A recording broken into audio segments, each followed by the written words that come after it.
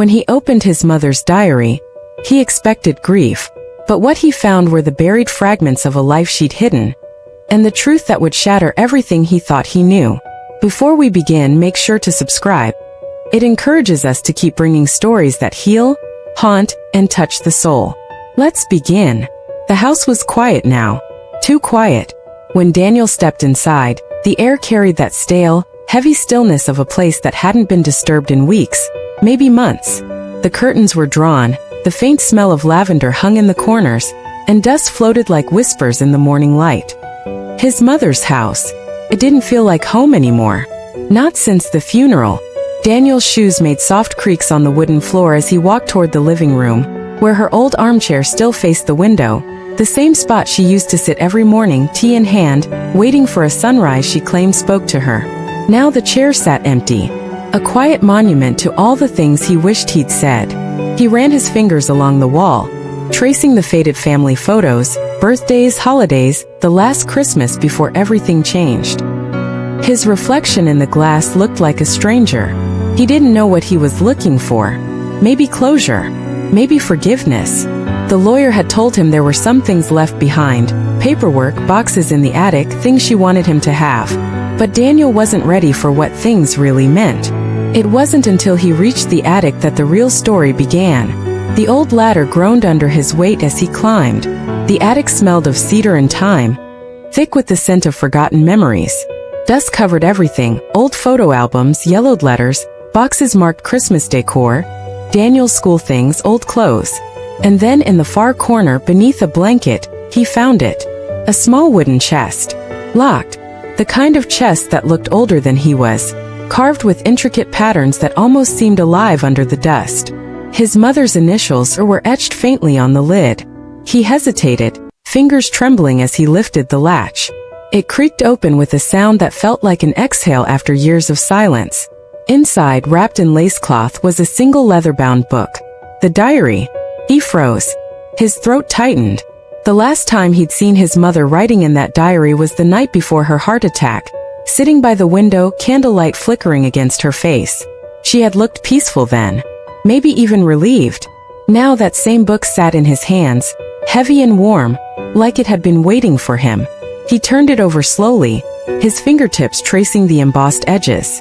The pages were yellowed, some with faint water stains, tears maybe.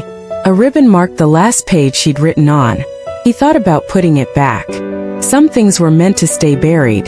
But curiosity, grief, love, they all pull at you the same way. When he opened it, a folded letter slipped out from the first page. His name written on it in her delicate handwriting. For Daniel. When you're ready. His breath caught. He didn't realize he'd been holding it until his hands began to shake.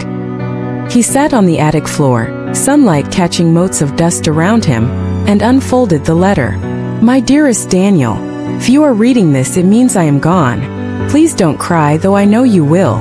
You've always felt things deeply, just like your father. There are truths I've carried in silence, not out of shame but out of love. I need you to understand who I was before I became your mother. What you find in this diary may change how you see me, but I hope it also helps you see yourself. With all my love. Mom. He sat there silent. The attic seemed to hum around him. What could she possibly mean? Truths I've carried in silence? Daniel wiped a tear that slipped down his cheek before it could fall onto the page. He turned to the first entry. June 7, 1988. Today, I met someone I shouldn't have met. The sentence hit like thunder in a clear sky. The entry was short, hurried, but something about it felt charged, dangerous even. Daniel frowned. His mother had always been quiet, gentle, reserved. She never spoke much about her past, except in vague, poetic ways. He read on. He was nothing like the man I'm supposed to marry. His eyes, they saw through me like he already knew who I really was. I should have walked away. Daniel blinked, confused. The date, 1988, that was years before she married his father. The next pages unfolded like a confession. Each entry painted a picture of a young woman. Passionate, restless, searching for something that life hadn't given her yet. He called himself Michael. Said he was just passing through town. We met by the river every evening for 2 weeks. I told him things I'd never told anyone. He listened. He made me feel seen. Daniel's heart raced. Michael. Who was he? He kept reading, the words flowing faster now, his eyes devouring every line. I told him about my engagement. He didn't flinch. He said love isn't about right or wrong, it's about truth. He kissed me that night under the willow tree, and for the first time, I felt like I belonged to myself. Daniel's stomach twisted. His mother, the same woman who raised him with moral stories, with lessons about honesty and faith? He flipped through more pages. The tone of the diary shifted from dreamy to fearful. Michael's gone. He left a note. No explanation. Just said, "You'll understand someday." I've never felt such emptiness. I think I might be pregnant. Daniel froze. Pregnant. His pulse thudded in his ears. He read the date again. August 1988. He was born in April 1989. The math lined up. Too perfectly. He sat there for a long time, the attic silence swallowing him whole. Could it be? Could his father not be his father? He shut the diary suddenly, breath shallow, as if the words themselves could hurt him if he looked too long. Downstairs, the old grandfather clock struck 3. The sound snapped him out of his daze. He clutched the diary, descended the ladder, and sat at the kitchen table, the same place his mother used to serve him pancakes on Sundays. He looked around. Every corner of this house felt like a memory watching him. He whispered, "Mom, what did you do?" But the only answer was silence.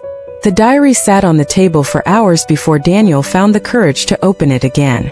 It stared back at him, that leather cover, that faint scent of old paper, as if it held a heartbeat of its own. Outside, the rain had begun to fall, soft and relentless, painting the windows with silver trails. The whole house seemed to echo with it. He poured himself a cup of black coffee, untouched. His hands still trembled as he reopened the diary, the ribbon falling loose across the pages. September 10th, 1988. I can't tell anyone, not even my sister. If word gets out, if he ever finds out, everything will crumble. But when I feel the flutter inside me, I know it's real. A heartbeat. A tiny life that shouldn't exist, but does. Daniel stared at the words until they blurred. The flutter. The heartbeat. That was him. He set the diary down, pressing his palms over his eyes. He could still see his mother's smile in his memory, soft, kind, full of warmth. The same woman who tucked him in at night and whispered, "You're my miracle, Daniel." And now those words felt like something else entirely. He flipped the page again. September 20th, 1988. I told him. I found him again. Michael. He didn't seem surprised, just quiet. He said he had to leave, that it was safer that way. I begged him to stay. He kissed my forehead and told me one day, when our son is old enough, he'll understand. Son. Not child.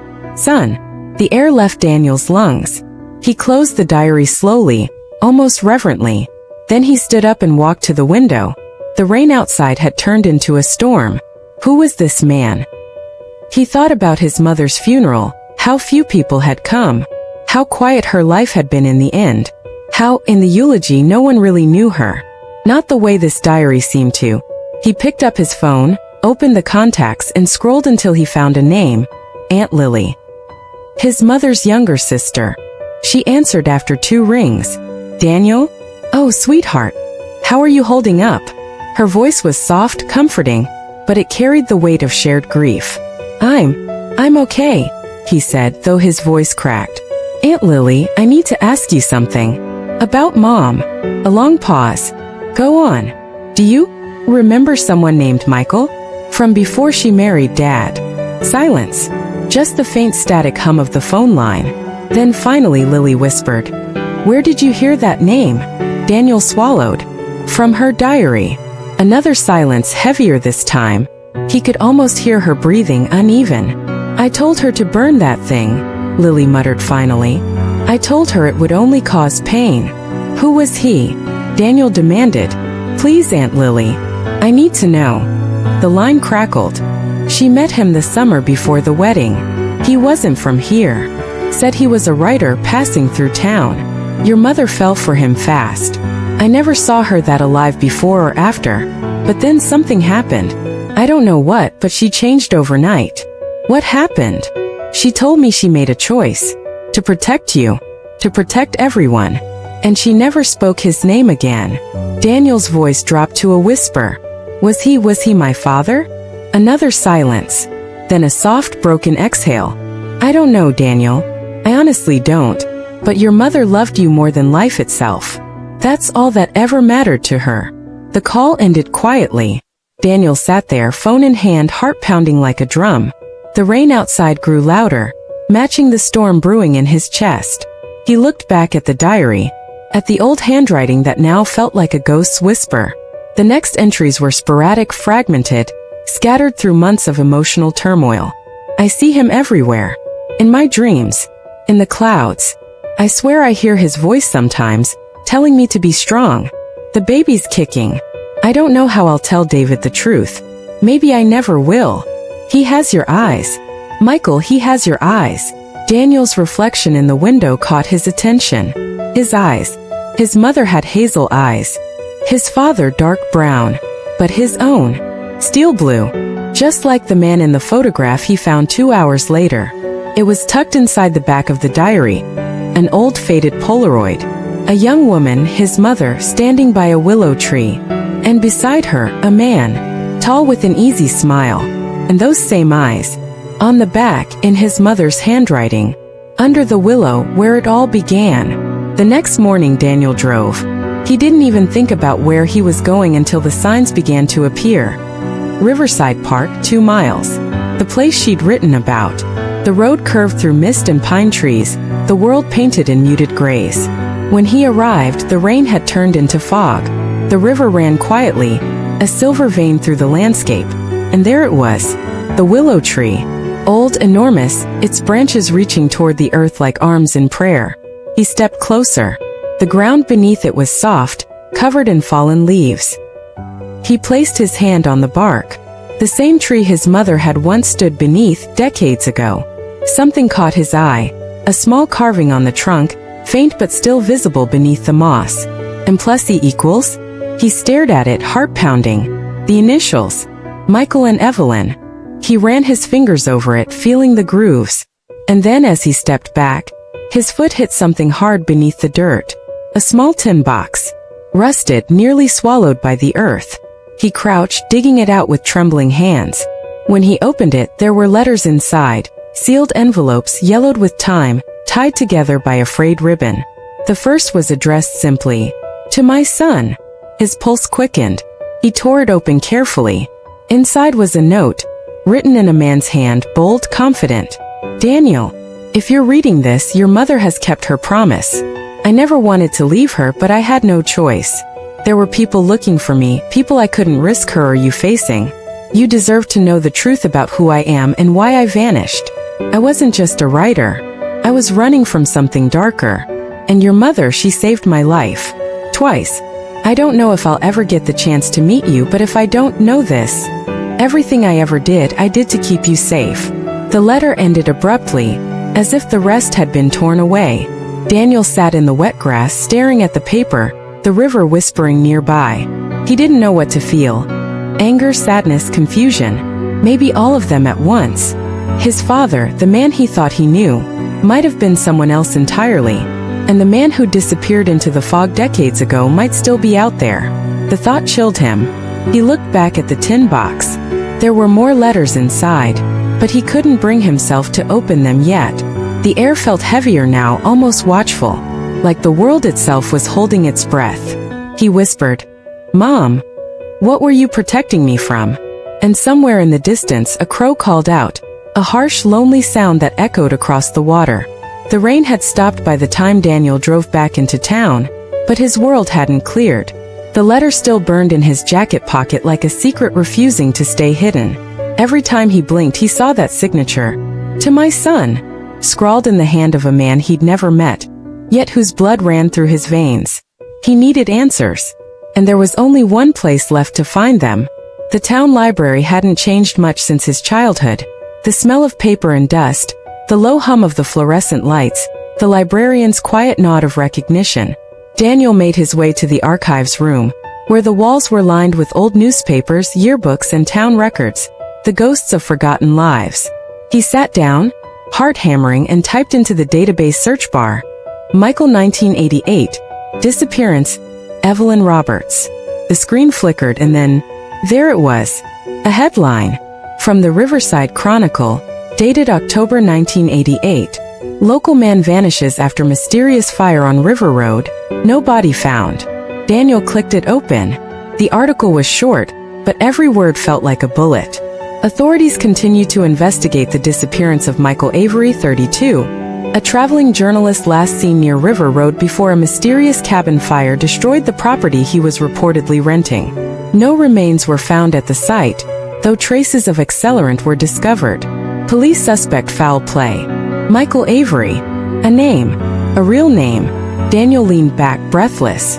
The article included a small photo, grainy and black and white but unmistakable. The same man from the Polaroid. Those eyes again. His eyes. And below the image, a line that made his blood run cold. Sources indicate Avery was under investigation for leaking classified information to the press. Daniel whispered it aloud. Classified information? His mother's words echoed back from the diary. He wasn't who he said he was. She hadn't been talking about love. She'd been talking about danger. Hours passed as Daniel dug deeper, through old clippings, reports, even missing person archives. He found fragments of a story buried under layers of official silence. Michael Avery had been an investigative journalist, one who'd exposed corruption in powerful places. The fire wasn't an accident. It was a warning. He'd gone into hiding after that. And somehow, his mother had been part of it. Why? Daniel felt the room close in around him. The realization sank like a stone. His mother hadn't just been protecting her heart.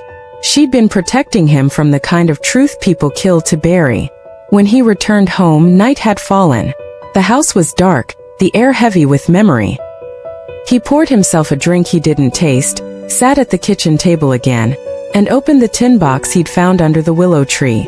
Inside, beneath the remaining letters, was something else. A small cassette tape. Unmarked. He turned it over in his hand, his heart racing. His mother's old tape recorder still sat on the bookshelf in the living room, coated with dust. He wiped it clean, slid in the tape, and pressed play. First just static. Then her voice. Evelyn recorded. If you're listening to this, Daniel, it means the diary led you here. I wasn't sure whether to hide it or destroy it, but I decided you deserved to know who I was, who your father was.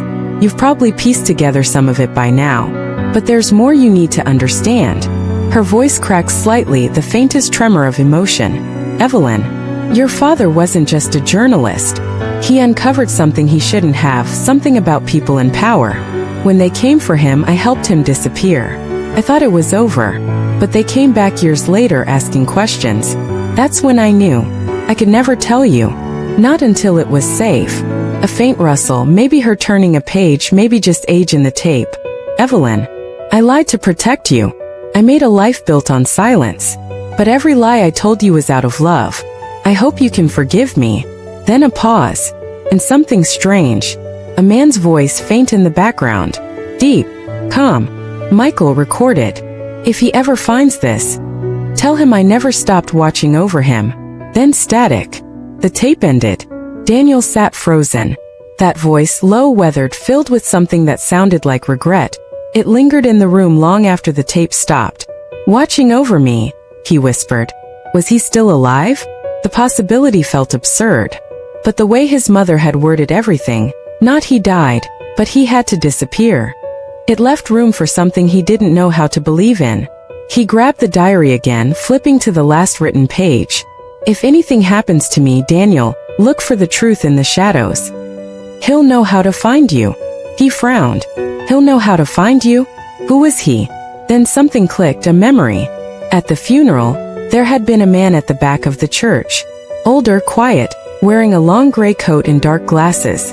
Daniel had noticed him only because he didn't recognize him. After the service, when Daniel turned to ask who he was, the man was gone. His heart began to race. He rushed to his mother's study, pulled out an old photo album from the bottom drawer, and flipped through it. Family gatherings, birthdays, vacations, until one picture caught his eye. His 5th birthday. Cake. Balloons. His mother smiling. And in the background, that same man in the gray coat. Not a stranger. Not just from the funeral. He'd been there all along. Daniel drove that night, headlights slicing through fog. He didn't know where he was going, just following instinct, following the river. And then he saw it, a dim light near the willow tree. He slowed, heart pounding, and stepped out into the cold. The air smelled of wet earth and pine. A shadow moved near the water's edge. "Who's there?" he called. The figure turned. An older man, maybe in his 60s, wearing a worn coat, a face half hidden beneath a hood. For a moment neither spoke. The only sound was the rush of the river and the wind through the branches. Then the man said quietly, "You found it, didn't you? The diary." Daniel froze. "Who are you?" The man stepped forward.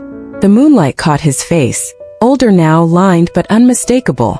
Those eyes, the same steel blue. "I'm the one your mother never stopped loving," he said softly. "Michael Avery." Daniel felt the world tilt. "You're alive," he whispered. Michael nodded slowly. "Thanks to her." He looked thinner, frilier, but there was a gravity to him, the kind of presence that comes from a life lived in shadows. "She kept everything," Daniel said. "Your letters, the diary, the tape." Michael's eyes glistened. "She always said the truth would find you when it was time." Daniel stepped closer, anger and awe twisting together. "You left her. You left us." "I had to." Michael's voice was barely a whisper. "There were people hunting me. People who would have killed her, killed you to keep their secrets buried. I thought if I stayed away you'd be safe." "Safe?" Daniel snapped. "She spent her life looking over her shoulder. And I grew up not knowing who I am." Michael looked down. "And yet here you are. Strong. Alive. You're everything she hoped you'd be." The silence stretched. The river kept moving, uncaring, eternal. Then Michael said something that stopped Daniel cold. "She didn't die of a heart attack, Daniel. That's just what they told you." The wind hissed through the willow branches, wrapping the night in whispers. Daniel's pulse thundered in his ears. "What do you mean she didn't die of a heart attack?" he asked, voice trembling. Michael's eyes, those same steel blue mirrors of his own, glinted in the dim light. "She called me 3 days before she died. She said someone had found out. Someone who'd been looking for me all these years." Daniel's breath hitched. "Found out what?" "That she'd kept me alive." Michael turned toward the river, his silhouette framed by the moonlight. His voice dropped low, the weight of decades pressing against each word. "I disappeared after the fire, but she never stopped reaching out. Once a year, she'd send a letter to a P.O. box I used, just to let me know you were okay. I warned her to stop, told her it was too dangerous. But she said a mother can't stop loving her child, or the man who gave him life." He swallowed hard. "Then one day she stopped writing. I knew something was wrong. When I came back it was already too late." Daniel stared at him, the world spinning. "You're saying someone killed her?" Michael looked at him, not with anger but sorrow. "I can't prove it. But your mother was scared before she died.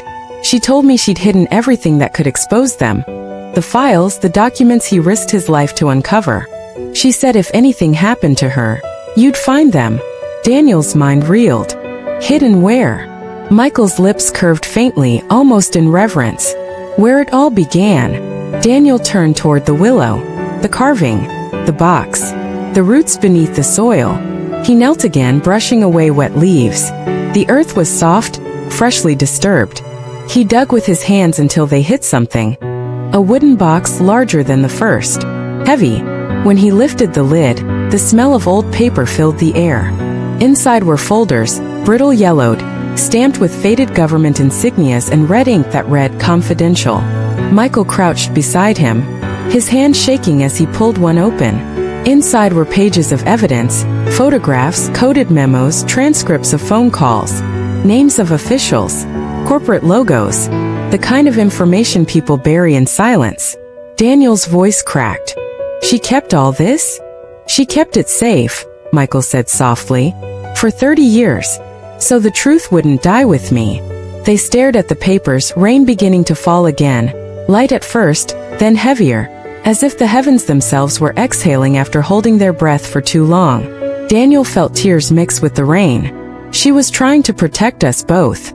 Michael nodded. She died protecting the truth. They stood there for a long time. No words. Just the rhythm of the river and the sound of rain drumming on the earth that had held so many secrets. When Daniel finally looked up, the man beside him seemed smaller somehow, older, tired, as if the years had caught up to him all at once. "What will you do now?" Daniel asked. Michael smiled faintly. "Disappear again, I suppose. It's what I'm good at." No, Daniel shook his head.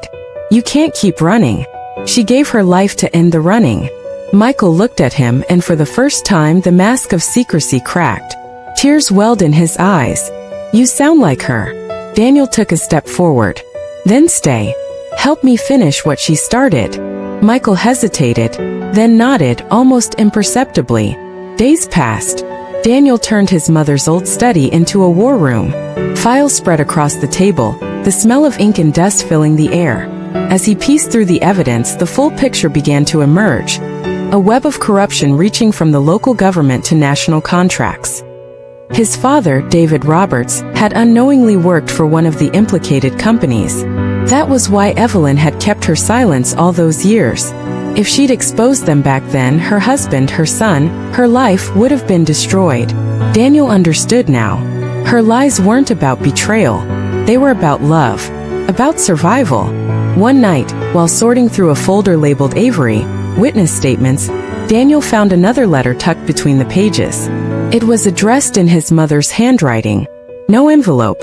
Just folded once, sealed with a tear. He unfolded it slowly.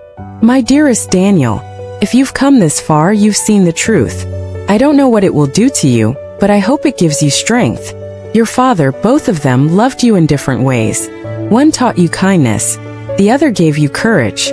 But the person you must become, that's up to you. Don't let my story end in silence. Let it mean something. And when you look up at the sunrise, know that I am there. In the light, in the quiet, and in the part of you that still believes love can survive anything." Daniel pressed the letter to his chest, tears streaming down his face. He could almost hear her voice again, soft, steady, filled with that familiar warmth. Outside, dawn began to break, faint gold threading through the curtains. Michael stood at the window, staring out. She always said the sunrise spoke to her. Daniel smiled through his tears. "Yeah, now I know why." They stood there in silence, the world slowly filling with light. The river glittered beyond the trees, and the willow swayed gently in the morning wind. For the first time in his life, Daniel felt still. Whole. He wasn't haunted anymore, just human. A man who finally understood where he came from. Months later, the story went public. The files were verified, names exposed, and long-buried truths finally saw daylight. The headlines read, "Whistleblower's Legacy. Decades-old scandal unearthed through late mother's diary." Daniel never sought fame. He just wanted the world to know who his mother really was, the woman behind the silence. The woman who saved lives by keeping secrets, and saved souls by telling the truth. One evening, he returned to the willow tree. The sun was setting, the sky painted in gold and crimson. He knelt beside the roots, placed a fresh bouquet of lilies, and whispered, "Thank you, Mom." As he stood to leave, the wind shifted, soft, almost tender, brushing past his cheek like a hand. And for a fleeting moment, he could have sworn he heard her voice, carried by the wind. "I'm proud of you, my son." He smiled, eyes closed, and the world at last was quiet. If this story touched your heart, tell us in the comments, what part moved you the most?